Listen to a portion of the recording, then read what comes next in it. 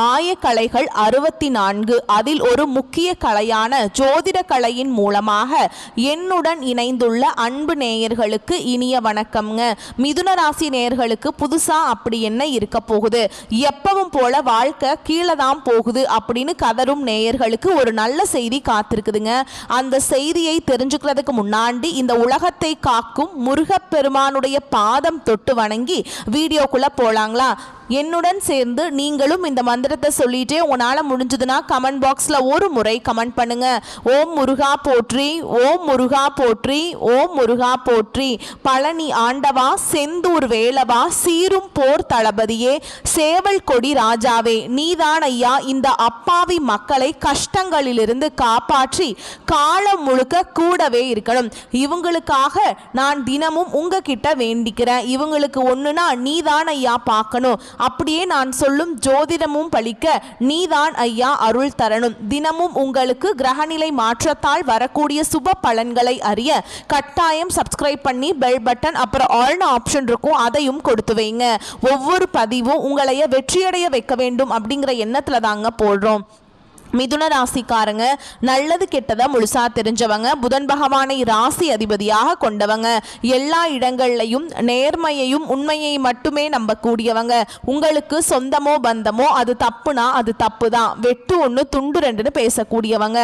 உங்களை ஒருத்தர் பஞ்சாயத்து கூட்டிட்டு போறார் அப்படின்னா நீங்க கூட்டிட்டு போறவர் பக்கமெல்லாம் சப்போர்ட் பண்ண மாட்டீங்க. எந்த தரப்புல நியாயம் இருக்குதோ அங்கதான் நீங்க சப்போர்ட் பண்ணுவீங்க. உண்மை நியாயத்துக்கு மட்டுமே என்னைக்குமே கை கொடுப்பீங்க. உண்மைக்கு புறம்பா எந்த ஒரு விஷயத்தையும் செய்ய மாட்டீங்க. இதனால தான் மிதுன ராசிக்காரங்களுக்கு நிறைய கஷ்டங்களும் துன்பங்களும் அதிகமாகவே ஏற்பட்டு இருக்கு.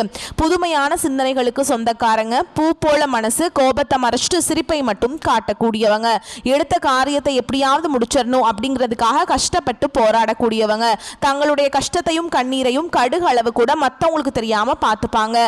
இதனால பார்க்குறவங்க எல்லாருமே மிதுன ராசியா இவங்களுக்கு என்னப்பா சூப்பரா இருக்காங்க, இவங்களுக்கு என்ன குறைச்சல் அப்படின்னு தான் நினைச்சிட்டு இருக்காங்க.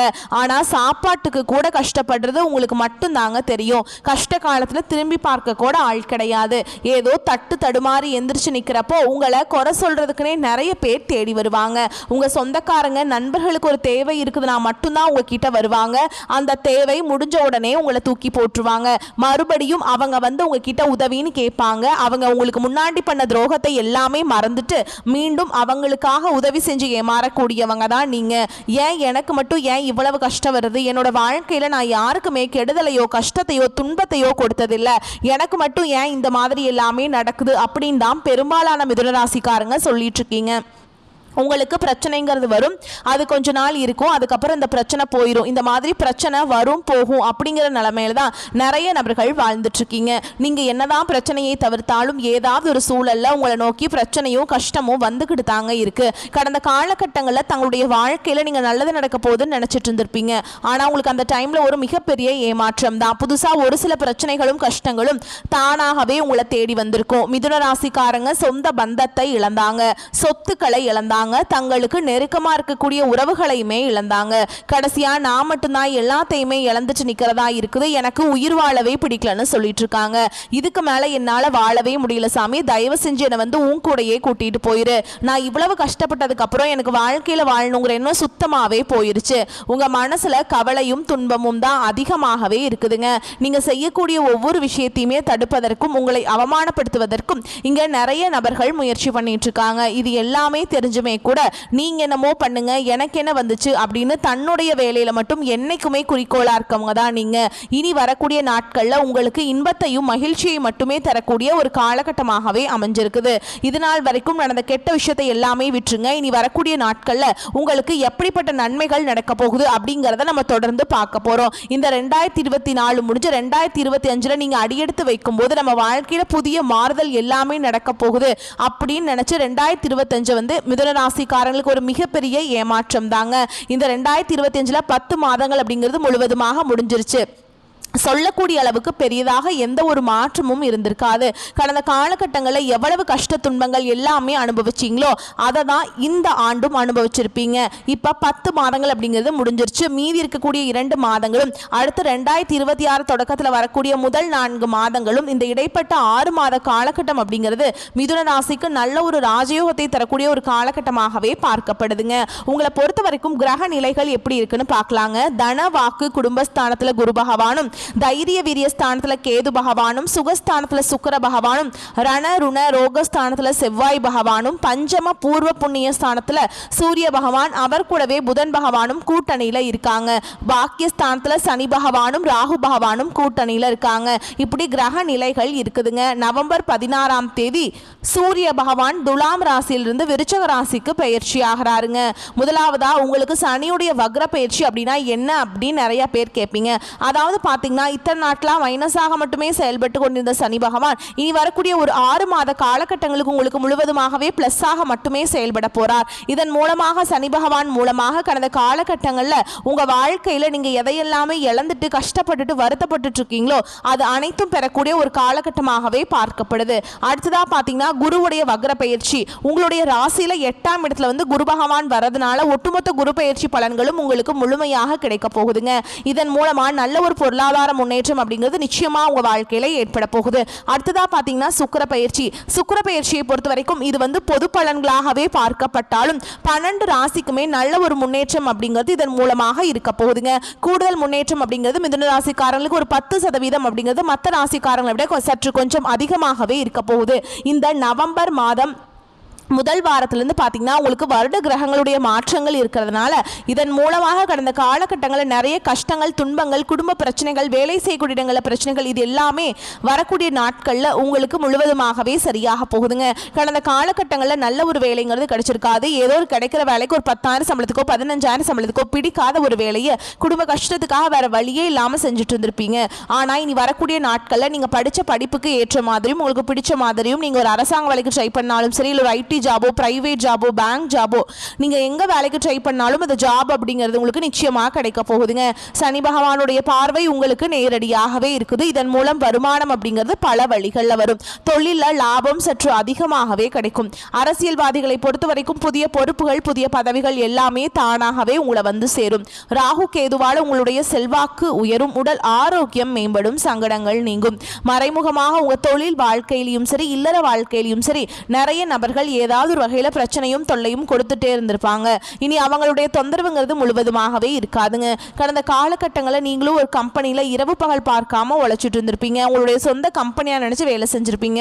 ஆனால் உங்களுக்கு இது நாள் வரைக்கும் சரியான ஒரு அங்கீகாரம் அப்படிங்கிறது கிடைச்சிருக்காது. உங்களுக்கு அப்புறமோ இல்லை உங்கள் கூடையோ நிறைய பேர் வந்து வேலைக்கு வந்திருப்பாங்க. அவங்க உங்களை விட ஹையரான ஒரு பொசிஷனில் போயிருப்பாங்க. ஆனால் நீங்கள் எப்படி வேலைக்கு போய் சேர்ந்தீங்களோ அதே மாதிரி தான் இன்னைக்கு வரைக்குமே இருந்திருப்பீங்க. ஆனால் இனி வரக்கூடிய நாட்களில் உங்களுக்கு சம்பள உயர்வு பதவி உயர்வு உங்களுக்கு மேல் இருக்கக்கூடிய அதிகாரிகளுடைய ஆதரவு முதற்கொண்டு உங்களுக்கு கிடைக்க போகுதுங்க. இனி உங்க வார்த்தைக்கு மதிப்பு மரியாதை கிடைக்கும். அந்தஸ்துல நீங்க எதிர்பார்த்த உயர்வுக்கு போக போறீங்க. இனி தொழில் இருந்த தடைகள் விலவது மட்டும் இல்லாம சில வந்து புதிதாக தொழில் தொடங்குவீங்க. உற்பத்தியில் இருந்த தடைகள் நீங்கி தொழிலை விரிவு செய்வீங்க. வரக்கூடிய நாட்களில் விற்பனை அதிகமாகும். ஏற்றுமதி இறக்குமதி தொழிலில் நல்ல லாபம் கிடைக்கும். நீங்கள் செய்யக்கூடியது சின்ன தொழிலோ பெரிய தொழிலோ நல்ல ஒரு வளர்ச்சி அப்படிங்கிறது நிச்சயமாக உங்களுக்கு ஏற்படும். இனி தெய்வ சிந்தனை அதிகமாகும். பெரியோர்களுடைய உதவிகள் கிடைக்கும். உறவுகளிலிருந்து சண்டை சச்சரவு முழுவதுமாகவே விலகும். புதிய நண்பர்கள் உங்களுக்கு உதவி செய்வாங்க. தொழிலில் ஏற்பட்ட நெருக்கடிகள் நீங்கும். முடங்கி கிடந்த நிறுவனங்கள் மீண்டும் இயங்கும். வியாபார எதிர்பார்த்த லாபம் கிடைக்கும். புதிய தொழில் தொடங்கக்கூடிய முயற்சிகள் கண்டிப்பாக உங்களுக்கு வெற்றியை தரும். கடந்த காலகட்டங்களில் திருமண நிலை அப்படிங்கிறது பார்த்தீங்கன்னா மிதுன ராசிக்காரங்களுக்கு நிறைய பிரச்சனையும் சிக்கலையுமே பெரும்பாலும் சந்திச்சிருப்பீங்க. இதில் குறிப்பாக பார்த்தீங்கன்னா பெண்களுக்கு ஏதாவது ஒரு வகையில் எளிமையாக திருமணம் அப்படிங்கிறது அடைஞ்சிருது. ஆனால் ஆண்கள் தான் ரொம்ப ரொம்ப பாவம். ஏன்னா வயது பார்த்தீங்கன்னா 30, 33, 35, 38 வயது வரைக்குமே நிறைய ஆண்கள் வந்து திருமண நிலை அடையாமல் கஷ்டப்பட்டு இருக்கீங்க. அது மட்டும் இல்லாமல் ஜாதகத்தில் நிறைய பிரச்சனையை சந்திக்கிறீங்க. குறிப்பாக பார்த்தீங்கன்னா சுத்த ஜாதகம் ராகு கேது ஜாதகம் செவ்வாய் ஜாதகம் இதன் மூலமாகவும் திருமண தடை அப்படிங்கிறது இதன் மூலமாகவும் வந்துட்டு இருக்குங்க. ஆனால் இனி வரக்கூடிய ஒரு 6 மாத காலகட்டங்களுக்குள்ள உங்களுக்கு நீங்கள் எதிர்பார்த்த மாதிரியே நல்ல ஒரு வரன் அப்படிங்கிறது கண்டிப்பாக உங்களுக்கு அமையும். வாழ்க்கை துணையை இழந்த மிதுனராசி ஆண்களோ பெண்களோ அடுத்து வந்து 2வது திருமணம், அதாவது மறுமணம் பண்ணலாமா வேண்டாமா அப்படிங்கிற ஒரு மிகப்பெரிய குழப்பத்தில் இருப்பீங்க. அப்படி 2வது திருமணம் பண்ணும்போது சொந்தக்காரங்க தப்பாக பேசிடுவாங்களா, ஊர்க்காரங்க தப்பாக நினச்சிருவாங்களா, அவங்க என்ன நினைப்பாங்க, இவங்க என்ன நினைப்பாங்க அப்படின்ட்டு நிறைய நபர்கள் வந்து 2வது திருமணத்தை பற்றி யோசிக்காமல் இருக்கீங்க. இப்போ இருக்கக்கூடிய பொருளாதார சூழலும் இப்போ இருக்கக்கூடிய காலகட்டத்தையும் வச்சு பார்க்கும்போது ஒரு சிங்கிள் பேரண்டால இந்த சொசைட்டியில் சர்வே பண்ணுறது ரொம்ப ரொம்ப கஷ்டங்க.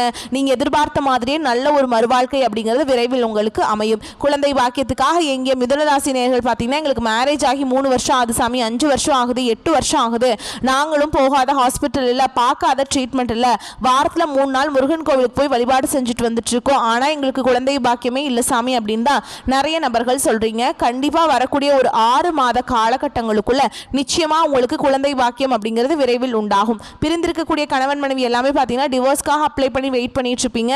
அப்படி இல்லைனா சண்டை சச்சரவுனால தனியாக பிரிஞ்சு வாழ்ந்துட்டு இருப்பீங்க. நீங்கள் மீண்டும் ஒரு முறை நேரில் சந்தித்து பேசக்கூடிய வாய்ப்பு கிடைக்கும் பட்சத்தில் டிவோர்ஸ் எல்லாமே அப்ளை பண்ணியிருந்தாலும் அது எல்லாமே கேன்சல் பண்ணிட்டு மீண்டும் இருவரும் ஒன்றாக இணைந்து வாழ்வீங்க. கடந்த காலகட்டங்களில் காதல் அதிகமான தோல்விகளை மட்டுமே சந்திச்ச ராசின்னு பார்த்தீங்கன்னா அது முழுக்க முழுக்க மிதுன ராசிக்காரங்க தான். நல்லா லவ் பண்ணிட்டு இருந்திருப்பீங்க, திடீர்னு ஒரு சண்டை சச்சரவு ஈகோ பிரச்சனை மூலமாக அந்த லவ் வந்து பிரேக்கப் ஆயிருக்கும். இல்லை வீட்டில் போய் சொல்லும்போது பெற்றோர்கள் வந்து உங்களுடைய காதலுக்கு தடையாக இருந்திருப்பாங்க. வேற ஜாதியாக இருக்குது, நல்ல குடும்பமாக இல்லை, நல்ல வேலை இல்லை, வசதி இல்லை, ஏதாவது ரீசன் சொல்லி அவங்களும் தட்டி கழிச்சிருப்பாங்க. ஆனால் இனி வரக்கூடிய நாட்களில் உங்களுடைய காதலை வெளிப்படுத்தும் போது அந்த காதல் கண்டிப்பாக கைகூடும். வீட்டில் போய் சொல்லும்போது பெற்றோர்களே உங்களுக்கு முன்னாடி நின்று திருமணம் செய்து வைக்கக்கூடிய வாய்ப்புகள் அதிகமாகவே உள்ளது. இனி வரக்கூடிய நாட்களில் கடினமான காரியத்தையுமே சுலபமாக செஞ்சு முடிப்பீங்க. உங்கள் எளிமையான பேச்சு திறமையால் நீங்கள் அனைவரையுமே கவர்ந்திருப்பீங்க. சமூகத்தில் உங்கள் பெயருக்கும் புகழுக்கும் படிப்படியாக முன்னேற்றம் வரப்போகுது. சிலருக்கு படிப்பதற்காகவும் வேலை விஷயமாகவும் தொழில் விஷயமாகவும் வெளியூர் வெளிநாடு போகக்கூடிய வாய்ப்புகள் எல்லாமே கிடைக்க போகுது. உங்கள் குடும்பத்தில் கடந்த காலகட்டங்களில் எந்த ஒரு சுப நிகழ்ச்சியுமே நடந்திருக்காது. இதை நினச்சி வீட்டில் இருக்கக்கூடிய பெரியவங்க எல்லாமே ரொம்பவே வருத்தப்பட்டு இருந்திருப்பாங்க. ஆனால் இனி வரக்கூடிய நாட்களில் குடும்பத்தில் திருமணம், சீமந்தம், புதிதாக வீடு கட்ட ஆரம்பிப்பீங்க. கிரகப்பிரவேசம் போன்ற சுப நிகழ்ச்சிகள் எல்லாமே நடக்க போகுது. மிதுன ராசியை பொறுத்த வரைக்கும் நீங்கள் ஆண்களோ பெண்களோ அரசு வேலையோ தனியார் வேலையோ கூலி வேலையோ நீங்கள் எதிர்பாராத வருமானம் அப்படிங்கிறது உங்களுக்கு இரட்டிப்பு மடங்காக கிடைக்க போகுதுங்க. சேமிப்பு அப்படிங்கிறது பல மடங்காக உயரப்போகுது. இதன் மூலமாக கடந்த காலகட்டங்களில் மிதுன ராசிக்காரர்களுக்கு ஏற்பட்ட கடன் பிரச்சனை அனைத்தும் வரக்கூடிய நாட்கள்ல முழுவதுமாகவே நிவர்த்தியாக போகுது. இப்போ போய் நீங்க ஒரு மிதுன ராசிக்காரங்களை பார்த்து கேட்டீங்க அப்படின்னா எனக்கு 3 லட்சம் இருக்குதுங்க, 5 லட்சம் இருக்குதுங்க, 10 லட்சம் இருக்குதுங்கன்னு சொல்லுவாங்க.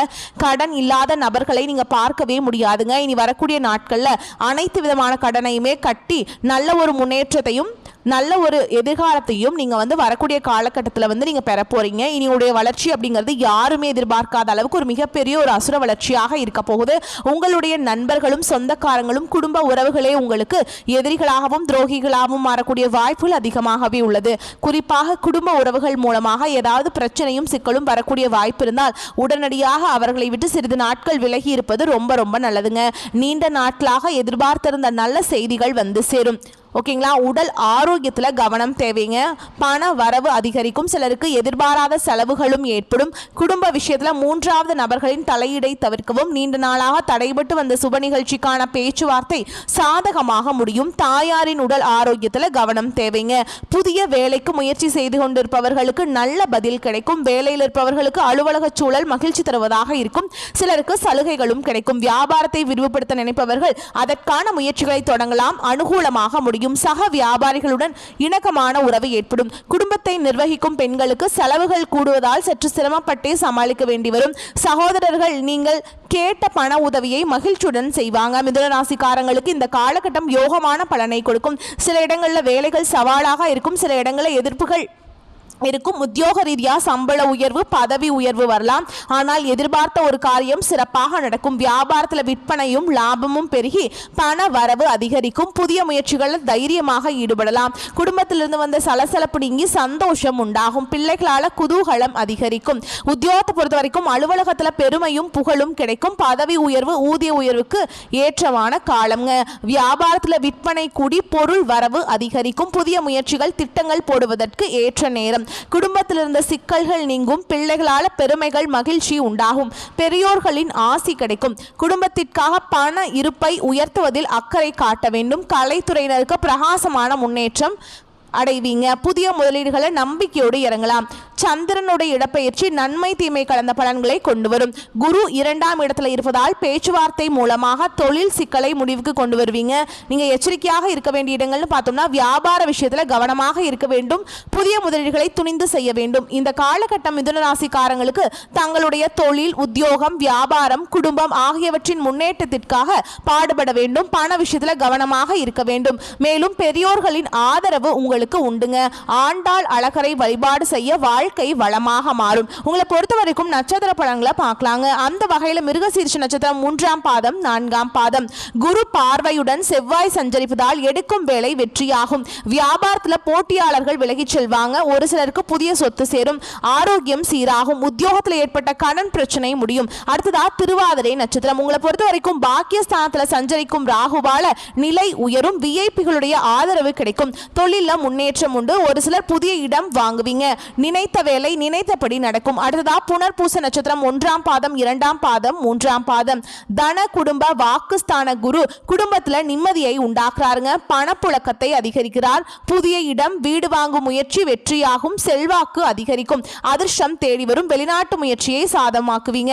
உங்களை பொறுத்த வரைக்கும் அதிர்ஷ்டமான எண்கள்னு பார்த்தீங்கன்னா 5, 4ங்க.